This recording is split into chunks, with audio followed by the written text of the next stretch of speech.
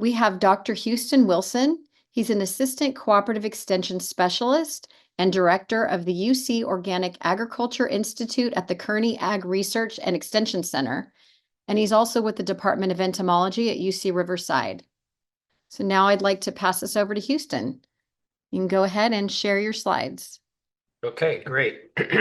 Thanks again for the invitation to present here. As mentioned, I am a extension faculty at UC Riverside, but based at the Kearney Ag Center just outside of Fresno. So everything we do in my lab since 2017 is focused around the development of integrated pest management practices in orchards and vineyards across the state, and much of that work is in almonds and pistachios and walnuts in particular. So the key pest of these tree nuts is the navel orangeworm. So today we're going to talk about the ecology, monitoring, and management of this pest. So let's get going here. Whenever I'm giving a talk like this, I just want to upfront give a list of follow-up resources. So you've got your local farm and IPM advisor. You can go find them on the ANR website. We've got an IPM program, of course, for all of these tree nuts. Got links to that there. There are production manuals and/or pest management manuals for each of these tree nuts as well. So lots of info there to back up what I'm going to cover in 45 minutes here today. So origins, arrival in California, and current pest status. So navel orangeworm, it is a terrible name. It is not a pest of citrus at all. It was initially found on split citrus in Arizona in the early 1900s. It's thought to be native to the Americas. But those early reports in Arizona gave it the name navel orangeworm. And then we had reports of it initially on walnuts and almonds in California in the 1940s, initially in Southern California, and then making its way up north. And then it expanded its host range to pistachios once we started planting those in California in the 1970s. So that's kind of its origins and arrival. It is a very important pest of these crops. The adults oviposit onto the nuts. The larvae that come out feed directly on the developing kernels. And that, of course, has a negative impact on crop yield and quality. And then, of course, the price that you get with lower quality nuts is lower. You also have increased processing time for infested nuts and the potential for carryover of those infested nuts into the following year. So in every orchard, there's some fraction of nuts that are left behind for a variety of reasons after harvest. If you have higher infestation, more of those nuts are going to have navel orangeworm, and that's more moths carried over into the following year. It's doubly important because infestation by navel orangeworm is associated with the presence of aspergillus fungi, and those produce aflatoxins, which are known human carcinogens, heavily regulated in key markets. So for all of those reasons, growers are typically aiming for less than 2% infestation of their crop by this pest. So here's its basic biology, behavior, and ecology. So it's a moth, Lepidoptera. You have egg stage, larva, which then pupate, and out comes an adult moth. As mentioned, they deposit their eggs directly onto the developing nut. So this is just an image showing the size of the moth relative to a pistachio, and then zooming in, you can see the size of that egg on a pistachio. So these little white kind of disc-shaped flat eggs that, as they develop, go from white to red. Just more images of all these different life stages. The larvae can be differentiated from other types of larvae that you might find in a tree nut, although there's not many.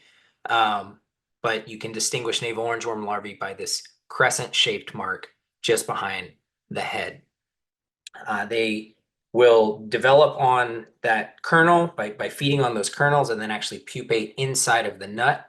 And then you'll have an adult come out with this pronounced sort of snout feature it's not unique to navel orangeworm. It's something that distinguishes the family of moths that it's in, the pyralids. And when they feed on the kernels, you can see here in the lower left some images of what that feeding damage looks like. So they kind of go back and forth over the nut, really like kind of chew out the insides. And as they do that, they leave behind frass. So you can see these big kind of chunks. That's their excrement, and then also webbing. So kind of this combination of webbing and frass, along with that unique form of damage to the nut itself. This moth is nocturnal, so they're active at night. The adults, when they emerge from their pupae, that happens in the evening. They kind of get themselves emerged, ready to go. And then, they start trying to mate and or oviposit over the course of the night. The females, they emit a pheromone. So this is an image here showing a picture of a female we took at night. She has the abdomen up in the air. She's doing that to kind of then emit that pheromone and get this plume of pheromone going. The males will detect that, follow the plume to her. Once they arrive, they do a little courtship. It's not a dance, but there's a kind of series of behaviors they go through, and then eventually mate close to the end of the night period, so close to sunrise. So just some images of that happening here. They overwinter as larvae or pupae in the remnant mummy nuts. They look like mummies, I guess. They shrivel up over the winter. The adults will emerge from those remnant nuts in the spring, and then you'll go through 3 to 4 generations per year, depending on the weather and host quality. So really, it's an insect, so temperature drives its development. If you have warmer temperatures, they develop more rapidly and potentially complete more generations. If it's cooler, you have the opposite effect. This host quality issue has been documented scientifically. So those remnant mummy nuts are certainly a lower quality host material compared to the new crop nuts. So their developmental time, it's actually longer on those mummies than it is on the new crop nuts. And if you go to the UCIPM website, there'll be breakdowns of the different degree day requirements for, the moth on old versus new crop nuts. This is kind of the classic UCIPM diagram showing the different life stages and the approximate timing of their activity over the course of the year. So here you have the overwintering larvae or pupae at the top. Those emerge in March, April, May. They actually have to make use of those remnant mummy nuts, not just to overwinter, but in that first flight, there are no new crop nuts yet available that are vulnerable to infestation by navel orangeworm. And so they actually have to utilize those remnant mummy nuts again for that first generation.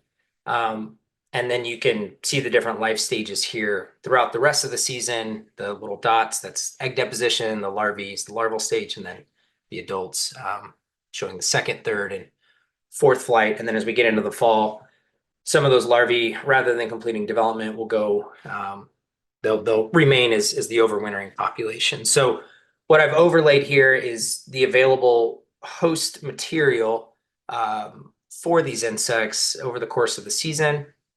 And you'll see why I'm highlighting this here in a minute in the next slides. But basically we see there's this bottleneck they go through with the overwintering population on this limited set of mummy nuts, which when they emerge in the spring, they've got to reutilize those again for a host. But then when they get into that later flight in July, they'll start hitting new crop nuts that are available for them to infest, and their populations kind of grow exponentially at that point. So put another way, this is sort of a generic overview of of the adult population over the course of the year. So there's that first flight in the spring, kind of a protracted, longer emergence period, because all these larvae go into winter in different stages of development. So they kind of come out at different rates in the spring. That second flight, it's really the tightest bottleneck because you've got some mortality of the moths over the winter. They come out of this limited set of mummy nuts. They've then got to reutilize those mummy nuts. And it's a poorer quality host and there's fewer of them. So that second flight, much smaller.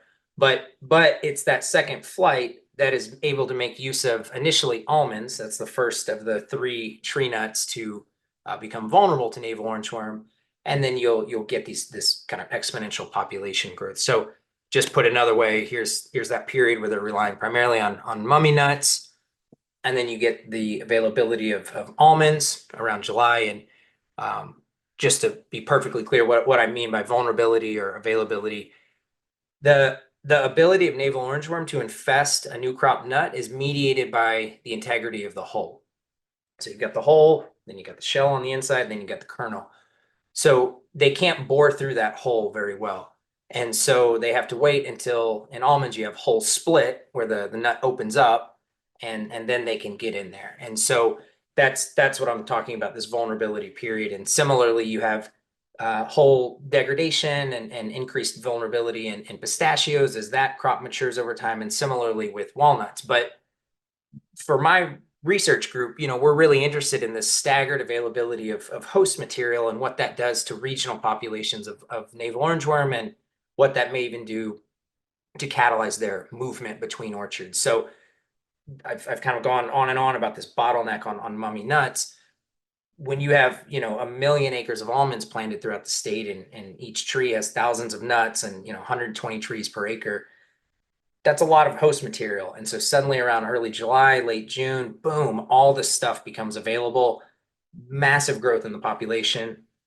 But then you have almond harvest, and that's a mass removal of this host material from the landscape. And, this staggered phenology creates a situation that's not as perfectly black and white as I'm putting it here in this figure. But it is staggered, so that, as this harvest is taking place, pistachios are becoming vulnerable. Then as they start to be harvested, you have the walnuts becoming vulnerable, and so on and so on. And, if you look at the agricultural landscape in the Central Valley, this is just a screenshot, showing what's just around Fresno. You can see there's different aggregations or disaggregations of one or more of these tree nuts. And again, we think as these blocks become available and unavailable, there's something that may be happening there with movement of navel orangeworm between orchards. We certainly know that this moth can fly. It's a very strong flyer. It definitely moves between orchards, but what we're trying to understand with some of our research is, the timing and extent, and how well can we predict that movement given, the type of agricultural landscape you may be farming in. Okay, integrated pest management for navel orangeworm. So there are a suite of strategies for managing navel orangeworm. It's strongly recommended that you use as many of these as possible in conjunction. There really is no silver bullet, especially for a pest that you're trying to drive down to a 2% level of infestation. So yeah, the key is using multiple points of attack. So we'll just step through these sequentially here. So crop sanitation, arguably the foundation of navel orangeworm management. So, thinking about that seasonal phenology and overwintering process, that is the key time of year to control this insect. They're immobile. They're on a limited number of sites in an orchard, which can be readily managed. So crop sanitation, winter sanitation, that's the process of going in and destroying or removing all of those remnant mummy nuts. So getting them out of the tree canopy, getting them onto the ground, aggregate them together, and go and mow them, shred them, get rid of them. As the slide says here, that's your base population for the coming year. And also those mummies will, if not removed, be a reproductive substrate for that first flight of moths. The key thing, some key things for winter sanitation begin before we even get into the winter. So getting your crop harvested in a timely manner is critical. And we'll talk more about this, when we get specifically to that practice. But basically, the longer those nuts are exposed, the higher the infestation rate of the mummies that you leave behind, typically. As soon as you can after harvest, you want to get all of those mummies out of the tree onto the orchard floor. You can do that by reshaking the trees or pulling them, so manually, knocking them out of the tree with a pole. Get them out of the tree crotches. That's kind of more of an issue in pistachios, but get them out of the tree and on the ground. Blow and sweep your berms to aggregate them in the row middles, and then mow or disc the mummies under to destroy them. This is a figure that David Haviland, entomology farm advisor down in Kern County, shared with me based on some previous work in the 1980s, basically showing, as the number of mummies per tree increased, the percentage of navel orangeworm infestation similarly increased. So trying to get to a standard of how ideally you have 0 mummies, but UCIPM has recommendations on their website for minimum or maximum number of mummies per tree to consider yourself having done adequate or sufficient winter sanitation. You want to sanitize as soon as you can before orchard access becomes difficult. We conducted a survey a few years ago of navel orangeworm management across the Central Valley, and one of the primary barriers to sanitation was poor orchard conditions. So the cost of sanitation can be a problem. The access to labor and equipment can be a problem. But even if you have all that in place, if it's too muddy or rainy to get heavy equipment into the orchard, that also can present a serious barrier. The weather can itself cause some navel orangeworm mortality. We know that a mummy in the tree is like the best possible place for navel orangeworm to overwinter. It's dry. There's less moisture to degrade the nut or damage the overwintering larvae. And so if you start from there is the best place. A mummy on the ground, that's going to do worse than in a tree canopy. Something that's on the ground inside of ground covers, whether it's cover crops or resident weedy vegetation, that does even worse. And if there's increased soil moisture versus dry soil, even if it's bare, that moisture likely has some sort of an effect. And we've been studying this with cover crops over the past 5 years, and pretty consistently, mummies that sit in ground covers, there's much higher navel orangeworm mortality over the winter. And not trying to say that you should put mummies in ground covers and not do sanitation, but it's something to be aware of in terms of what where they fare best in the orchard. So aggregate and destroy those mummies, but just wanted to explain some of the other facets of their mortality over the winter as it relates to vegetation and where that mummy sits in the orchard. Okay, so biological control. This is use of natural enemies or beneficial insects or good bugs to either predate, like directly chew up and consume, or parasitize, which is where an insect will actually lay its egg into the pest as part of its reproductive cycle. So there are some naturally occurring predators and parasitoids in California that will attack navel orangeworm, but they're all very generalist, and it's historically been pretty hard to get that type of an insect to consistently attack this pest at a level that would give us sufficient control. So early on, as researchers were working on this insect, like in the 1950s and 60s, there were some efforts initiated to go outside of North America and look for parasitoids that could be useful for control of navel orangeworm. So there was one group from UC Riverside, Fred Legner, went out to South America. They came back with this Goniosis legneri. It's named after Fred, which attacks the larvae. And then you had another group based out of the UC Berkeley campus, led by Leo Caltagirone, in the 60s, who went out to the Middle East and came back with Copidosoma plethorica, which attacks the eggs. Goniosis, they lay their eggs onto the larvae externally, whereas Copidosoma, pretty interesting biology, they'll actually parasitize the navel orangeworm egg, and then as that egg develops into a larva, this parasitoid, it's what's called polyembryonic, and it kind of creates all these clones of itself. And this kind of classic image shows something like 700 plus of these parasitoids coming out of a single larva. So pretty cool, both in terms of their biology. But unfortunately, neither of them work at really low navel orangeworm density. So if we're trying to get navel orangeworm populations down to the point where you have less than 2% infestation, it's really hard for these parasitoids to persist in the environment. So while parasitoids attack these pests, and that's what we want them to do, you've got to imagine they have some sort of a built-in mechanism to not kill too many of them, because if they do, they're eroding their own reproductive base as well. So goniosis, for instance, has this unique behavior where they guard their eggs if they feel that's necessary, because they'll lay eggs and move on to look for another larva, and another goniosis can show up and will actually consume those eggs and then put her own eggs on there. And if a female parasitoid realizes there's not very many hosts available in the environment, at least kind of the relative number they're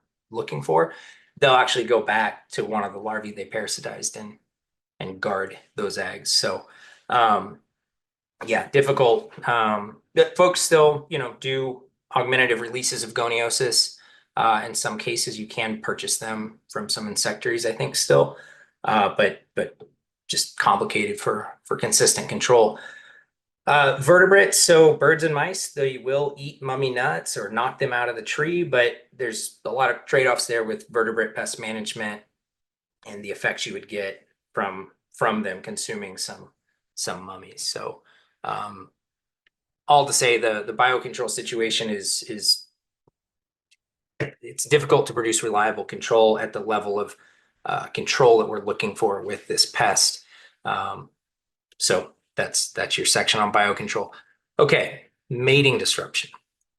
So how does this work? We mentioned earlier that females emit a pheromone, the males follow that pheromone plume to find her and mate and reproduce.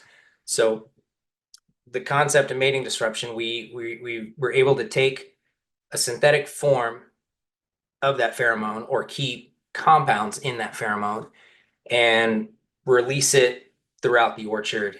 And that can have a couple different mechanisms or a couple different ways that it can interfere with this mating process. So we don't need to get into the mechanisms at this point, or at this level, but like putting that synthetic pheromone out there interferes with the ability of males to find females for a variety of reasons and reduces population development. So this has been developed for navel orangeworm about 15 years ago, 10 years ago, depending what start point you want to use. There's multiple products available, and they come in a few different forms. So I put the main companies down below that are selling mating disruption. Some of them sell it in a aerosol emitter. We call it a puffer. It's kind of like a hairspray can that has that pheromone, and put it into a little what we'll call cabinet, this little housing, and it'll automatically puff, puff, puff that pheromone out at some frequency. And you put X amount of puffers, 1 per acre, 1 or 2 acres, something like that throughout the orchard. There's also these polymeric emitters. It's basically like a rubber tag that has the pheromone embedded into it. And rather than puff, puff, puff, it's just sort of slowly giving off that pheromone. The density requirements for these are much higher. So rather than 1, spray can per acre, it's something like 20 of these emitters per acre. And there's variable rates. And I know some growers play around with it themselves, but the fact is you've got to go hang a bunch of these things throughout the orchard. But some people like them because you can play around with it a little bit more.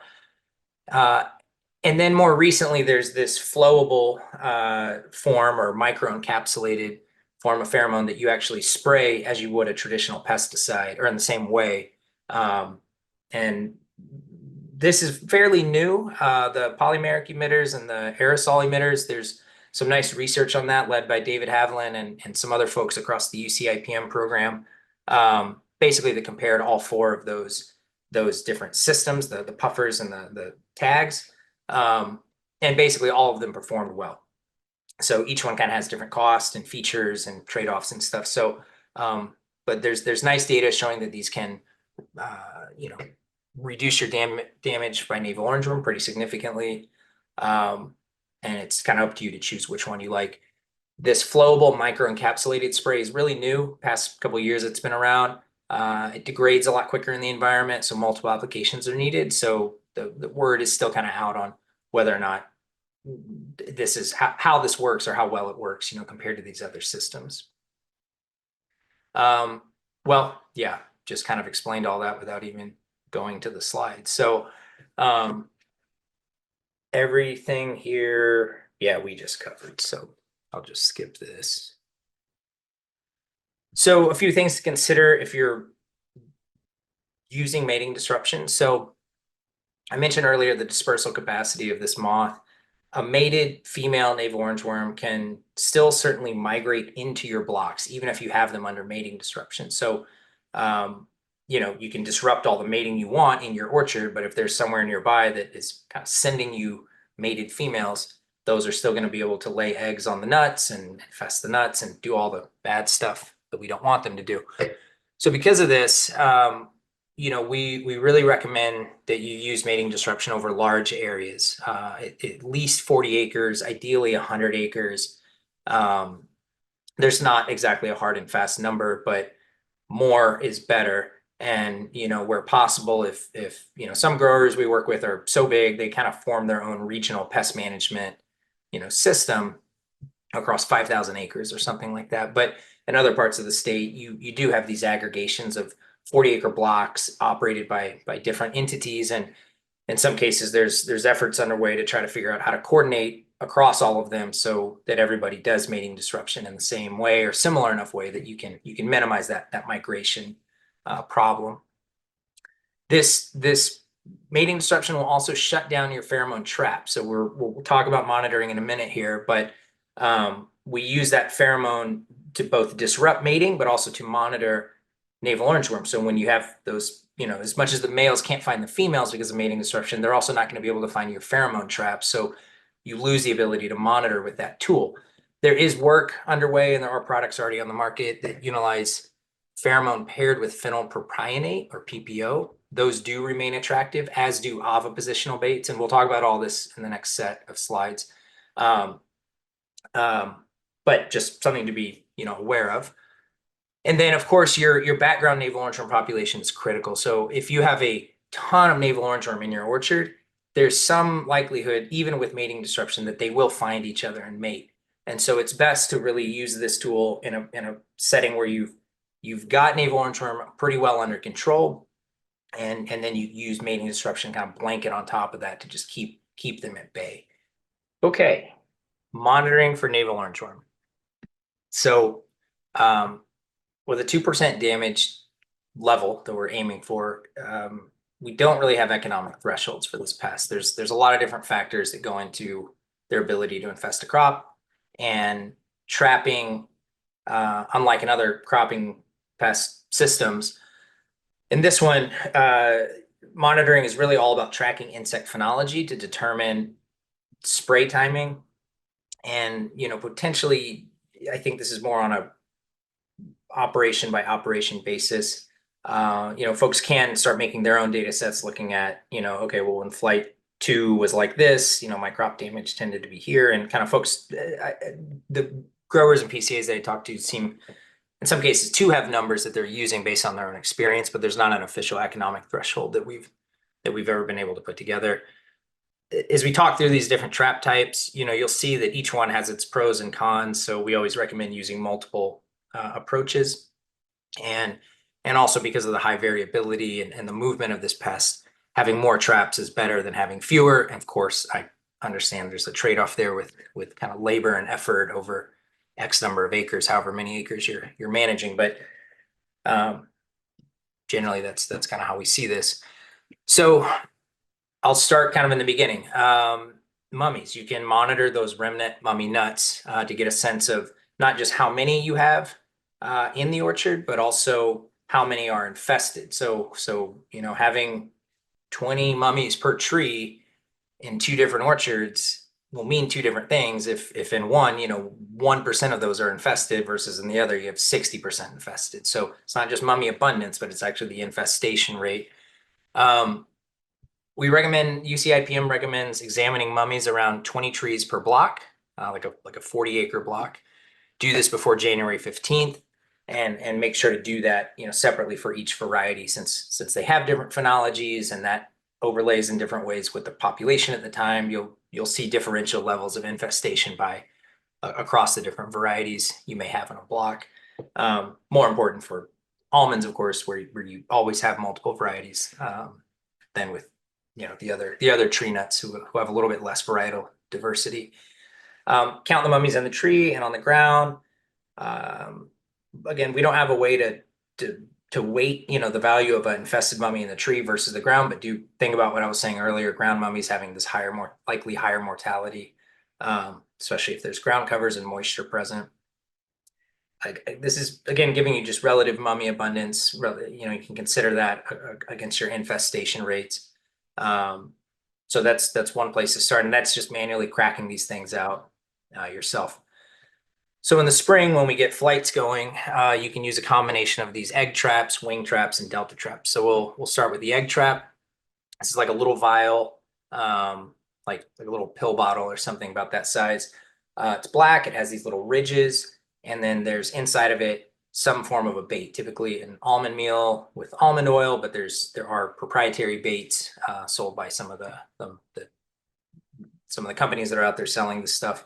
And you see the mesh there on the bottom that's allowing basically the smell of whatever that bait is to permeate. So this will attract mated female moths. They like the smell of that stuff. It smells like a nut they can go lay their egg on. And when they get to the trap, there's these ridges on there. You can see they seem to like texture. So when we keep them in colony, if we have something smooth, they really don't like to lay eggs on it. If we just rough that up a little bit, they'll change their mind and go for it. So there's something about, maybe looking for the seam of the almond or something like that to put the nuts. Not totally sure why, but they do. And so you can go and look at those little, flat disc-shaped eggs that, as I said earlier, they're white initially, then they turn kind of a pink red. Then you'll start to see a little dark spot. That's the head of the larva completing its development in there. And what the recommendation is, in the middle of March, set up at least one trap per 10 acres. More is always going to be better. Count those eggs 1 to 2 times per week and replacing the bait every month to month and a half. It's good to go take those counts and then scrub off the eggs so you can get a clean count every time, or you can, kind of cumulatively look every week, but, you may start double counting things. And anyways, we find it useful to scrape them off. These are really the most effective during the first flight in a well-sanitized orchard. So the moth's ability to perceive that bait, whatever volatiles are being given off, is highest early in the season when you don't have a lot of other competing things out there. And as you get new crop nuts, especially after hull split, there's this little egg trap is competing with the real deal, and females, very frequently are going to be likely diverted away to the new crop nuts. And so you'll see your egg trap counts kind of getting muted as you get further into the season. But it's nice that this works so well early in the year, because this is what we recommend for setting a biofix to then use in a degree day model to estimate the subsequent flights of navel orangeworm. And we'll talk about that a little bit later. So then these flight traps, these are to capture the adult moths. We have a couple different lures and a couple different trap styles. So wing traps, they're kind of these open style of trap with a sticky liner on the bottom. They come in white, they come in red. Color doesn't really seem to matter. And then the delta traps, this sort of a triangle shaped thing with a sticky liner as well on the bottom that you slide in and out. So I find most people are using delta traps. It's easy to slide that liner in and out. For research, we really like the wing traps. They tend to catch a little bit higher number of navel orangeworm, probably because the sides are open as well. But it's all good. You can use either one. And then as far as the lures, we have pheromone lures. There's a couple different versions being sold by different companies. But that's mimicking that female pheromone, so that will attract males into the trap. And it's so species specific, you typically won't find, other types of little gray moths that are in these traps. They're very, very much going for that navel orangeworm pheromone. So it's navel orangeworm males that show up. There's also now oviposition baits. These are basically little mesh bags filled with pistachio and almond mummies. And that smell of nuts, kind of similar to the egg trap, will attract mated females. So in some of our studies with these traps, like 95% of the moths that showed up in those traps were females, and something like 99% of them were mated. So it's not every female in the orchard, but it's ones that once they've been mated, then they're kind of queuing in on these nut volatiles. And then finally, there's these PPO lures, which we've been pairing with pheromone under mating disruption conditions, and this is that combination that'll help you monitor, in a situation where otherwise your pheromone lure would be shut down by the presence of mating disruption. Yeah, getting ahead of myself again. So this is just outlining all the different features. I guess the Avabait trap is the lure is being sold by the Peterson Trap Company. So you'll hear it sometimes referred to as a Peterson trap. We call it an Avabait. It's all the same. And it is that company is marketing this also for mass trapping. We don't have any good data sets on that. There's definitely people that do it, basically putting out a lot of these traps to try to pull in all of those mated females into a sticky liner and kind of taking them out of the system that way. But you may see that offered. And then everything else here we already went over. So timing and use of flight traps. So like the egg traps, we recommend setting these out in early March. One trap every 40 acres, 50 acres. Again, more is better. You hang them at about 6 to 8 foot. So kind of, well, depending on how tall you are, head height or slightly above, unobstructed by foliage. That's a really key point. You don't want branches covering this up. It's going to make it hard for the moth to get in and for the volatiles to get out. And this applies to the egg traps. I failed to mention that earlier. Check these once a week. Replace the liners every 1 to 2 weeks. Replace the baits every 4 to 6 weeks. So the manufacturers will include instructions on this. Okay, spray timing. As mentioned earlier, the ability of the moth to infest your crop really it is mediated by the integrity of the hull. So in almonds, you're looking for hull split. In pistachios, you're looking at hull slip. And in walnuts, I think they call it husk split. But all of it is that hull breaking down. This is something you go look for yourself and can monitor in the orchard. There's some nice guidelines. Put a link to a newsletter that Farm Advisor Franz Niederholzer put out some time ago. Just a nice overview of the topic. Here's what the different stages of a hull split look like. Here's how to monitor for it in your orchard. You really want to time your pesticide applications for no later than 1% hull split in almonds. And similarly in pistachios and walnuts, as you start to see that process happening, you want to get out there and start getting these control measures applied so that as that process continues, there's you're able to get ahead of it. And then trying to think about that lining up with the insect population that you're monitoring with wing traps or Avabaits or whatever. So in almonds hull split, it's stage 2C. They have all these different stages. Again, you can reference that article.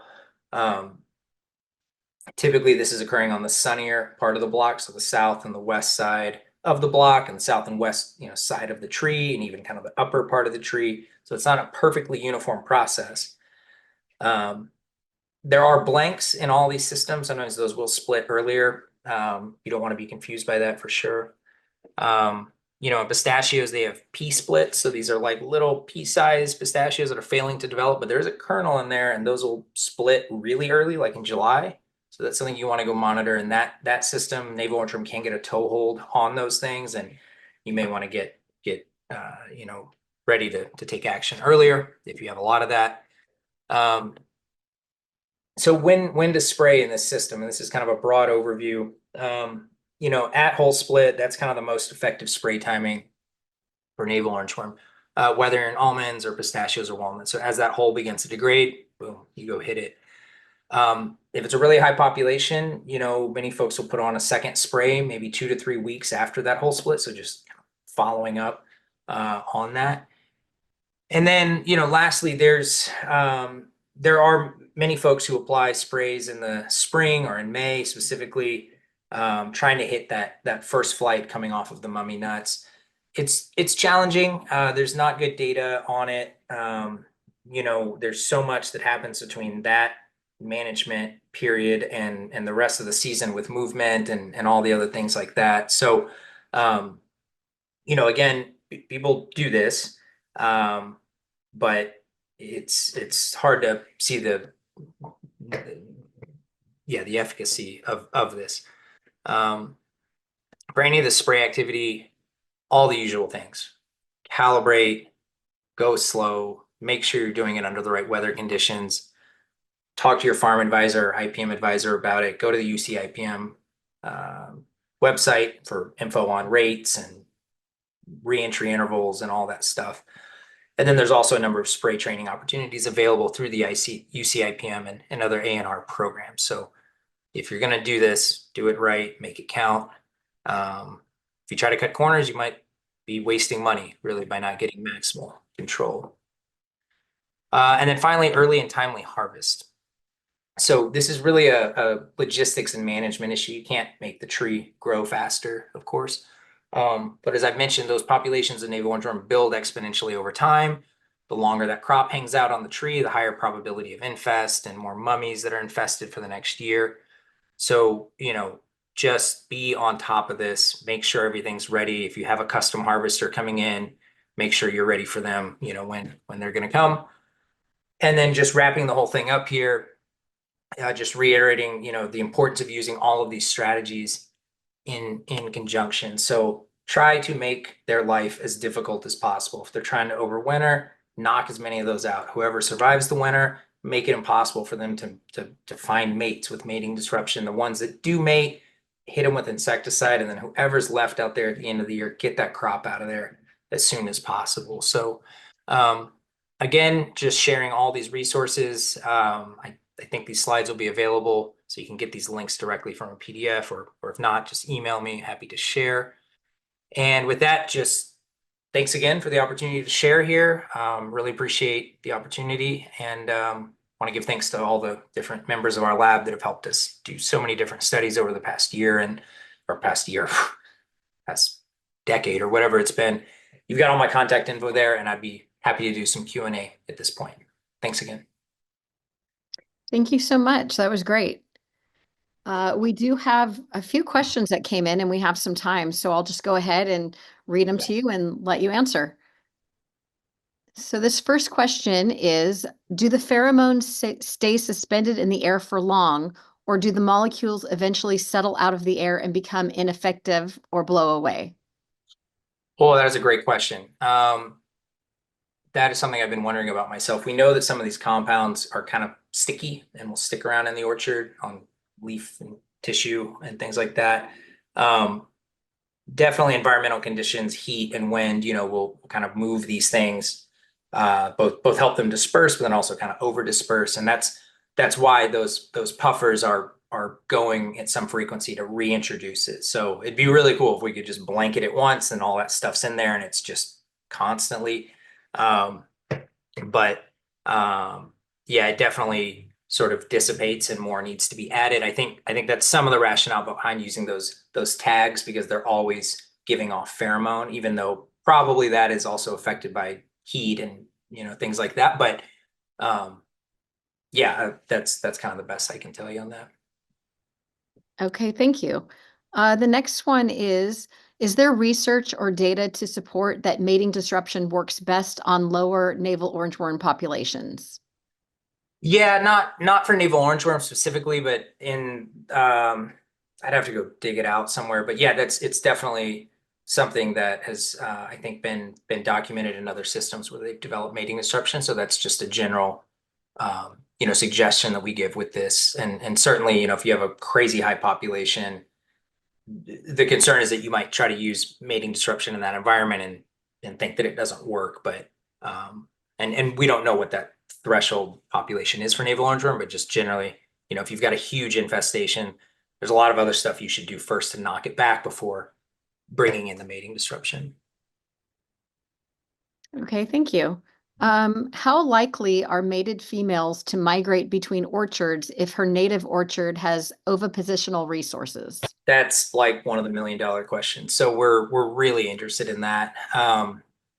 There's probably, some ability of females to sense how many other females are in the environment and also how many resources they might have available in that orchard. And that is probably factored into some decision about, okay, should I stay or should I go? Where am I going to give my offspring the best chance of survival or have the most host available to put all of them into? A female can produce about something like 180 eggs. So, you know, and they will, if you have a bunch of eggs on one nut, the larvae come out, they will cannibalize the other eggs. So you're trying to spread those out.